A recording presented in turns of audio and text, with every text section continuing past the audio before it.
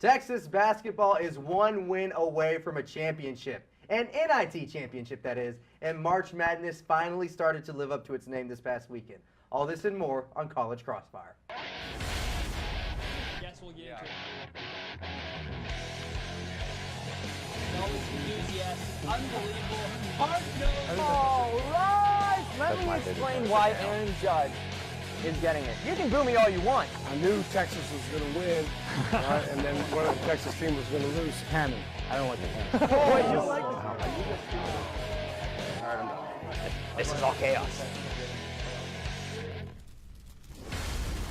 Welcome into College Crossfire. Thank you for being here with us tonight. I'm your host, Jonathan Polasic. Let's go ahead and meet our panelists. We have returning champion from a couple of weeks ago, Steve Helwig. Steve, how you feeling tonight? I'm doing pretty well tonight, Jonathan.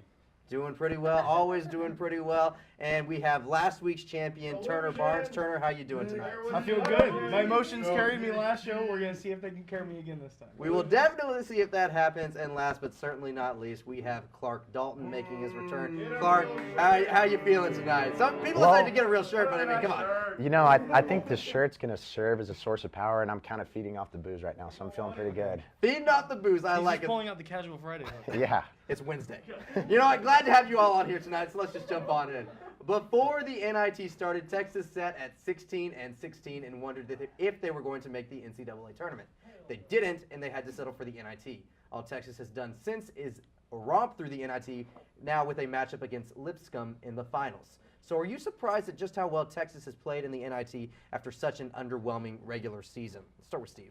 I'm not at all. Shaka Smart and every single Big 12 coach in their post-game press conference went to the podium and said, this is a stacked conference. Every game is going to be a dogfight. And these are just talented teams in the Big 12. We knew Texas was a good team. Good teams don't beat bad teams don't beat North Carolina, Purdue, Kansas all in one season. Texas did all of that and more.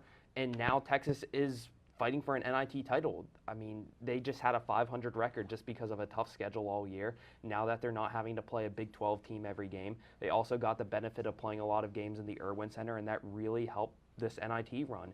I mean, they're one of the 40 best teams in the nation. I feel like we knew that all along. They just had a lot of tough games that they had to play in Big 12 this year. Yeah, brutal schedule, and Texas is really showing its fans what it can do when it's on. Because when they're on, they're one of the toughest teams in the country to beat. When they're off, not so much. Turner?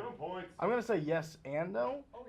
No, I'm not surprised because, like Steve said, this team was good enough to be a tournament team. Everybody was really disappointed when they didn't make the tournament. But whenever you lose your best player and then you keep winning and doing really well like they have been doing, that's the part that surprises me a little bit. I thought that you would see this team take a few steps back, but instead they're pushing through and they're playing better basketball than they have all year without their best player. So in that sense, yes, I'm surprised, but overall, no, it's the NIT tournament. Texas should be expected to beat these kind of teams. Yeah, Texas was learning how to rally around the team without Jackson Hayes, without their leader, and it's paid off so far. Clark? No, I'm not surprised they're playing better at all because when you look at the way they've played the last couple games, they had 15 assists in that victory over TCU, and they're finally getting that ball movement they were looking for. And when you get the ball movement, you get an offensive flow that allows for more points. But additionally, on the psychological side, this team has been shrouded in negativity throughout the season, and I think they're just kind of banding together like, no, we don't want this to be our narrative, and we want something positive to come about this 2018-2019 campaign. Yeah, a lot of inconsistency, and so you don't want to end. You never want to end a season on a sour note, and that's what Texas is trying to avoid to do. So, like I said, they got the matchup with Lipscomb tomorrow in the finals. Steve, you're getting 3 points. Clark and Turner, you're each getting 2. Moving on. So we talked about Texas in the regular season, Texas in the NIT. So what's been the main difference between Texas then and Texas now? And y'all can jump in at any point in time. It's been the defense. For one part, against Colorado, they allowed 19 first half points. TCU yesterday, they were up 31-17. That sounds like a Big 12 football halftime score. 17 points, TCU season low right there. The Texas defense has stepped up. They've been better at closing out on shooters, better guarding in transition. And one more thing that's really helped this run is the seniors are playing like seniors. Seems like Kerwin Roach and Dylan Osikowski go into every game with a mindset that it could be their last, because it definitely can. And they've avenged their senior day, which was a horrible loss at TCU, and Osikowski had a career-high 26 in this tournament, and then Kerwin Roach is scoring 20 points in a lot of these games, had 22 last night. Seniors are leading this run, and the defense has stepped up, and that is why Texas is going to compete for a title tomorrow. Good point, Steve. I'm going to say this Texas team, underwhelming regular season it was, they're making the plays that matter whenever they need to make the plays, and they didn't do that in the regular season. In the regular season, they lost 7 games by 5 points or less. They only won 3. And you see in this NIT tournament in games like Xavier, they're making the plays that matter when it counts. Jericho Sims had that big block. You see all sorts of people making clutch shots whenever the time is running down. And so really the difference is it's just the swing of the pendulum, right? So you're going to lose some games, close games, but now they're winning the close games. And I think that's what's the difference between the regular season team and this season, and the NIT tournament team. It's taken them all season long to learn how to close, but they're finally learning how doing it. to do that, Clark. I think the main difference between the regular season and the NIT play just recently is the gauntlet they're facing. Texas faced 2 out of the 4 teams in the Final Four this year, and 1 they faced twice. 5 teams in the Big 12 made the NCAA tournament, and they faced North Carolina and Purdue. And the NIT, no offense, it's filled with mid-majors who couldn't make the tournament because they couldn't make their conference tournament. Like teams like Xavier, North Dakota State, Lipscomb. And that gives Texas more opportunity to show the talent they have. But you do have to give credit to the Longhorns since they're learning how to close out games and they're utilizing their bench a little bit more. Jericho Sims has really stepped up in this tournament. He came in huge during the Xavier win. Yeah, Texas players have had to step up because, like we said, Jackson Hayes has been out. I know Kerwin Roach is back, but he was out for the end of the regular season and into the tournament, the Big 12 tournament a little bit. But I like what Steve especially said about the defense. Texas, they're not a great scoring team. They haven't been all year long. They've got to rely on the defense, and that's what they've done in the NIT. So, Steve, you're getting another 3 points. Turner and Clark, another 2. So, Texas is in the finals. They're facing Lipscomb. Does making it to the finals, or even winning, let's say they win, does making it to the finals or winning the finals in the NIT make this a successful season after such an underwhelming regular season? Duh. Oh, wait, you said the NIT tournament? The NIT Oh, tournament. I'm so sorry. No, absolutely not. This is a team. If they go to the Final Four in the NCAA tournament, oh, yeah, of course it's a successful season. The NIT tournament, the NIT stands for not in the tournament. Because the NIT tournament doesn't matter. It was a disappointing season. Everybody was calling for Shaka Smart's head whenever they didn't make the tournament. And just because you beat some teams who you're supposed to beat doesn't make the season successful. Yeah, it's cool for the seniors to win a few games before they go out and possibly cut down some nets. Do they do that at the NIT tournament, or is that important enough? I We don't can know. see. We can find out. It would be cool for the seniors to do that, but it's not a successful season. There's no way around it. This program, Texas, is such a big name. I know they're not historically a basketball school all the time, but Texas should be a program that's consistently in the tournament, not consistently winning the NIT. Steve, Clark? I think it's a huge disappointment because it continues to show the utter, I don't know if incompetence is the right word, but the utter underperformance of the Shaka Smart era, because this is the second time in 4 years that they've missed the tournament completely. And it goes to show you that Texas winning all these NIT games, they have the talent to do this. They could be a 20-win team easily. It's so frustrating to see them just pander through the regular season and then get an NIT, and it's like, well, why weren't they in the tournament? You have to band together, and that inability shows that it was a disappointment this season for sure. All right, so disappointment. Steve? Success. All right, there we go. Some optimism. Is a success. I said earlier, it shows you're probably one of the 40 best teams in the nation. And it goes back to the debate. Would you rather win the NIT or bow out in the round of 64 in forgettable fashion like Belmont or someone like that did?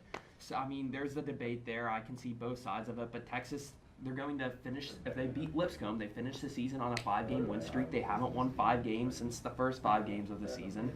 And they'll be 5 games above 500. And I don't know what we expected of this Texas team going into the season. What I thought they were was a fringe tournament team.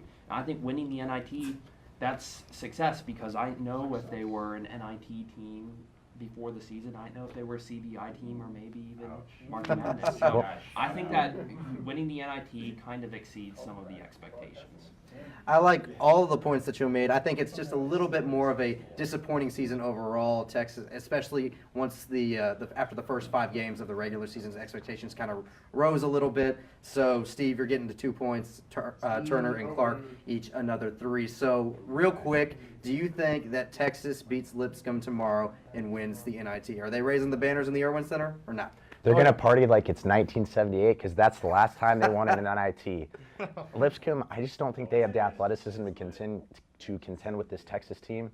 So the Longhorns will be victorious. 1W? Yeah, they're going to win it. This guy, though, Garrison Matthews for Lipscomb, he's scoring nearly 30 points per game in the NIT tournament, hit 9 threes in the semifinal game.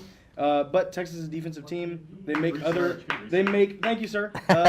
Big J journalist here. They make other teams play kind of to their pace, and so Texas is going to come out with the win. All right, Steve? You just know Shaka Smart is showing the tape from that November 2017 game where Texas beat Lipscomb 80-57 at the Irwin Center. They are going to put their foot on the pedal. Texas is going to beat Lipscomb. You can take that to the bank. You can at Old Takes Exposed. It's not even going to be close. Longhorns hang a banner. Hanging a banner, I like the emotion. Everyone's getting a point. Steve's getting 2 points, though. Research. That's it for now. When we return, we take a look back at Texas baseball's brutal schedule to start the season, and we'll talk about whether the NCAA should change one big rule in basketball. Stick around.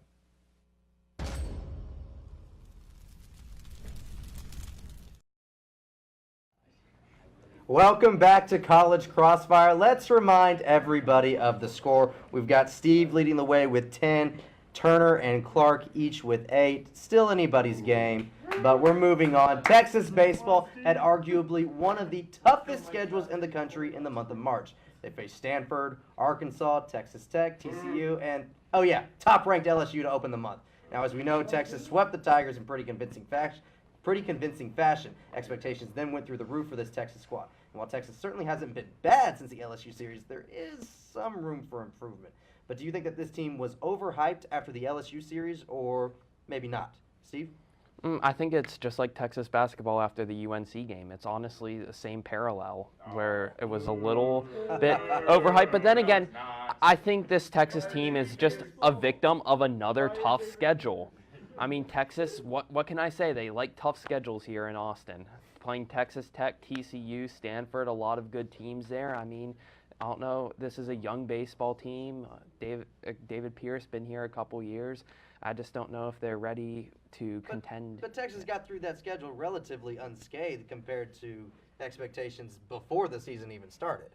So, I mean, you got to take that into consideration. These are all top-ranked teams, and they're sitting at 20-13. So 20-12. Even better. Turner? Well, I think you should give Steve negative points for comparing this baseball team to the Texas basketball team. This is a very good Texas baseball team. At the beginning, whenever we first talked about Texas baseball, you said Texas baseball would be lucky to get out at 500 after this tough part of the schedule. Like we talked about, they're 20-12. They're 15-5 at home, 8-8 against really good ranked teams. This is a Texas baseball team who they got through the toughest part of their schedule, and now they're ready to set the college baseball world on fire. This is a good team. The rest of the schedule is considerably easier now. They could really make a run. Clark?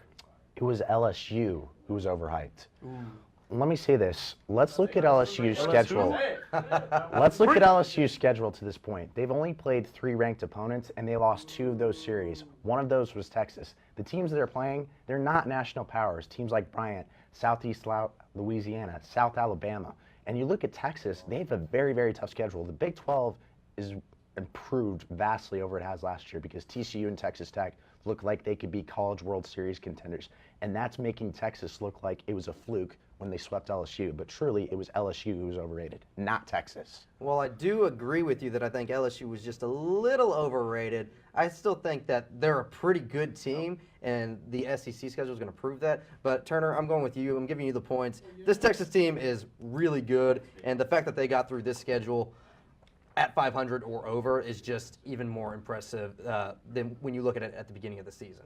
So, moving on. Up until this last weekend, the NCAA tournament seemed to lack the madness that fans are accustomed to seeing in March Madness. Sure, you had a couple of 12 seeds and a 13 seed win some games early on, but there lacked that excitement that was there when, say, 16 seed UMBC took down the #1 overall seed in Virginia last year. Again, this isn't to say that it hasn't been exciting because there have been some notable upsets, but what has been the biggest upset of the tournament this year? Start with Turner. The biggest upset for me this tournament is that while the brackets were being made, I was on a camping trip and I couldn't make a bracket. This tournament has been not good. It's been boring. There's not been any good upsets. The Sweet 16, apart from the 12 seed Oregon, the lowest seed in the Sweet 16 was a 5 seed Auburn. Not really doing it for me. Interesting. The biggest upset there is the lack of upsets. Michigan State beat Duke. Michigan State's a really good team. Mm-hmm. That's not an upset. I know people were thinking it's going to be Duke, North Carolina all the way, but the teams who are in the Final Four deserve to be in the Final Four. It's been no upsets. All right, Clark. I'm going to go with Auburn over Kentucky just because of the implications of that upset. Auburn has always been Kentucky's little brother when it comes to basketball in that conference. They couldn't even get to the Final Four when Charles Barkley was there. So it's over 30 years of history that they had to overcome. Additionally, they lost their brother, Chuma Okeke. So they were playing for him, and they're coming together and trying to get to the Final Four so he can have some enjoyment out of his injury. So I think that made that upset truly special. Yeah, the fact that they got there is just even more impressive that they did it without one of their best players. Steve? Oh man, this question would be so much easier to answer if Aubrey Dawkins only made that tip in against Duke in the Duke UCF game. But I'm going to have to go Auburn against North Carolina. That's a bigger upset than Kentucky because Kentucky barely beat Wofford and Houston. They had to get by those. North Carolina is a 1 seed that many people had going to the final. North Carolina beat Duke twice this year, lost to them just by 1 in the conference tournament. It looked like they had a complete team led by Kobe White and then Roy Williams, who's won 3 national titles. The fact that Auburn just stomped them, wouldn't miss a 3, and the fact that Auburn gets out of a region with UNC, Kansas, and Kentucky is impressive itself. So I got to go War Eagle and Charles Barkley on this one. Yeah, I think that's the most impressive thing is just that Auburn has just basically steamrolled through their region. And while I do like the upset over Kentucky, I like the upset over UNC just a little bit more because, like you said, UNC is considered the better team this year, and Auburn just had their way with them. So, Steve, you're getting the point. We're moving on. One of the most known rules in NCAA basketball is the one-and-done rule. In 2005, the NBA announced a new rule that stated that a player must be 19 years old and be 1 year removed from his high school graduation. Now, prior to this rule, you had the likes of Kobe Bryant, Tracy McGrady, and LeBron James, all superstars drafted out of high school. It's become a hot topic as of late, and the NBA might end up abolishing the rule. But the question is, should it? Start with Clark. This is a tough one, but I think it's a time to abolish the rule. There's just something, I don't want to say un-American, but I feel like people should have the opportunity to pursue their dreams. And if a kid gets hurt in college, that doesn't only cost him the season for college basketball, it costs him millions of dollars that could raise families out of abject poverty and the situations that these players come from. And the scholarships are being given to players who aren't utilizing their education. We saw it in that Ben Simmons HBO documentary. He didn't even go to class, and I feel like if you gave a scholarship to someone else who would actually use that education, it would be much better served. All right, so we got one saying it's time to get rid of it. Steve? Right now, I'm just going to say keep it for a little longer, but with the role that players can profit off their own image. I'm not saying you should pay the players yet, but I think a player like Zion, if he wants a shoe contract, something, he should be able to. Because when we're talking about players should make money, we're really just talking about the guys that will make it in the NBA. Like guys like Zion, I mean, those guys should at least profit off their own image during their 1 year in college because they're already big names. So that's what I think on it. But for every story about Kobe, there's also a story about Kwame Brown. So it's not a great move for everyone, and some might benefit. Yeah, it just won't always work out for everybody, but in the cases that it does, it really can. Turner? Well, the graphic says should the NCAA abolish one and done. I don't know how much say they have in it, but they need to fight for this rule not to be taken away because college basketball is kind of on the low, and they need all the talent they can get in NCAA basketball. But in general, I think the rule, like we talked about here, I think it should be gone. I really like the idea of players in all sports being able to profit from their likeness, but the fact that you're forcing somebody to go to college just so they can get a job at something they're really good at and they're able to do right now. I don't think that's right. Yeah, I think that it's about time for this rule to be done away with. So, but I'm going to go with Clark. You're getting the point because I think it's just in the NBA you don't have to be as physically strong as you would going into the NFL, or you're not going to be spending so much time as you would in the minor leagues if you were playing baseball. And it's just the opportunity to get out of, like you said, that poverty and making millions of dollars. So, Clark, you're getting the point. Great debate, guys. That's it for now. We've got Rapid Fire up next. Stick around.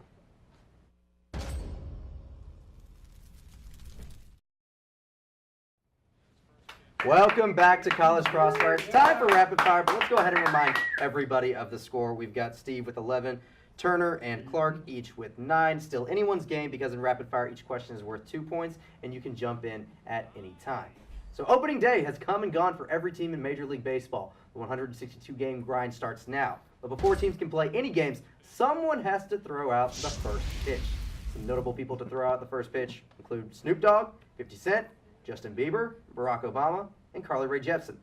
They were all pretty bad, but you want someone who won't throw the first pitch 20 feet to the left of home plate. Someone like Mariano Rivera, perhaps? So who would you schedule to throw out the ceremonial first pitch on opening day for your team?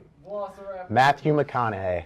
All right, Matthew McConaughey. Just because he has that charisma. I'm not sure about his pitching mechanics, but I think it would be very cool to have McConaughey step out there and throw a strike. As long as he can get it over the plate. Steve, Turner? So I'm a Texas Rangers fan. I'm a Texas Rangers fan, and so do you know what's really close to Arlington, Texas? Plano, Texas. I know a certain someone from Plano, Texas, who's an up-and-coming rapper who I would love to throw out the first pitch for the Rangers. Aria Bastami, throw it out there. Man, I'm Bring sorry. him on. Yikes. Up and Okay. coming. All right. Aria Bastami. Interesting Shout choice. Steve? I can't really think this one. I'm a Pittsburgh Pirates fan, so that's my team, and the most famous Pirates fan I can think of is Wiz Khalifa, the singer of Black and Yellow, so I'm going to go Wiz Khalifa. Antonio Brown. No. No. No. I'm sorry. Turner, you're not getting the points. I'm sorry. I'm going to have to go with Steve and Wiz Khalifa. So, Steve, you're getting the 2 points. Moving on, the AAF had a great run. Kind of. After 8 weeks of games and less than 1 full season, the AAF is suspending operations. All the players and coaches now have a lot of free time since they no longer have to focus on next week's games. So what should the players or the teams do now that the AAF is gone? You can jump in anytime. Launch? No. I like that idea. That's a good idea. You stole mine. Dang, come on, Josh. Now I got to think of a new one. We can't That's use the what I boat was gonna anymore. say. The boat has been taken. No, Josh. Come on, Ship man. has left the harbor. Josh Ship is has sabotaging me. Yes. Apply for food stamps. Nice. Get on LinkedIn.com as soon as possible and put your resume. I don't think NFL teams take that in consideration when they're evaluating players. It's a much more extensive thought process, but it's not likely you're going to play football again, so it's time to look for other areas of employment. So get a job. Practical. I have another way to live out their football dreams. Okay. They just need to go on Madden and create all the AAF teams and create all the players on the AAF teams and just play AAF Madden football. Okay. So play AAF football as a video Gotta game. live out their dreams somehow. Steve? I mean, it was getting people to watch, so let's put a new sports program on CBS Sports Network. Have them all sign up for Slam Ball, and we get a Slam Ball on CBS Sports Network. Oh, that's a good one. That's a good one. But I think it's time that these guys just start actually looking for jobs, real life jobs. So Clark, you're getting the 2 points. Moving on, last rapid fire question. LeBron James. We talked last week about how he wasn't going to be in the playoffs. This week we learned that the Lakers are going to shut him down for the rest of the season. This gives him more time to rehab the groin injury he suffered earlier this season, and it also gives the younger players some time to learn how to play without him. But if you're LeBron and you have all of this free time now, how are you going to enjoy the rest of your season? Now, granted, it's only like 5 games, but how will you enjoy the rest of it? I'm going to go out on a boat. All right, we're going to go out on a boat. Okay. All right. I'm going to spend my time endlessly tampering. I'm going to fire up Instagram. I'm going to have like 10 iPads. I'll have like Instagram and Twitter up. I'll be sliding into Anthony Davis, Kawhi Leonard DMs all the time. I'll just be doing endlessly tampering. And I'll pay the fines. I'll pay all those fines with my shop money. You're LeBron James. So All my Hollywood money, yeah. Exactly. Just tamper all day. Alrighty. Clark? Recruit Kobe Bryant to come back to the Lakers. Okay, that's interesting. Do you think that he'd be still willing to play, able to play? Not able to play, just have Kobe around. All right, just have Kobe around. I mean, I kind of like the tampering thing. I like it a lot, actually. That's really funny. So, Steve, you're getting the 2 points. You're getting the win. Do we have time for FaceTime? Yes. We do have time for FaceTime. Take it away. Oh, well, I'm very honored to get the win tonight, and I'll do a shameless plug for my video tomorrow. Tomorrow I'm coming up with my second roundup video where I interview people about their jerseys. I did it last year with TSTV Sports, hit big, and I'm hoping this sequel will be pretty good too. So, Jonathan, how much do you know about that Chris Paul jersey behind you? We're not playing this game right now, Steve. We're not playing this game. You're not about to embarrass me here. Okay, we're not doing that. Okay. But honestly, if you haven't checked out either of Steve's videos, the first one especially, go ahead and take a look at that. It's great. So that's all the time that we have for tonight. Congratulations to our winner, Steve Helwig. Make sure to tune into our sister show, College Press Box, on Mondays at 9:30 p.m. And be sure to join us again next Wednesday at 9. Don't forget to follow at TSTV Sports on social media. And for all the panelists and everyone in studio and master control, I'm Jonathan Polasic. Have a wonderful evening.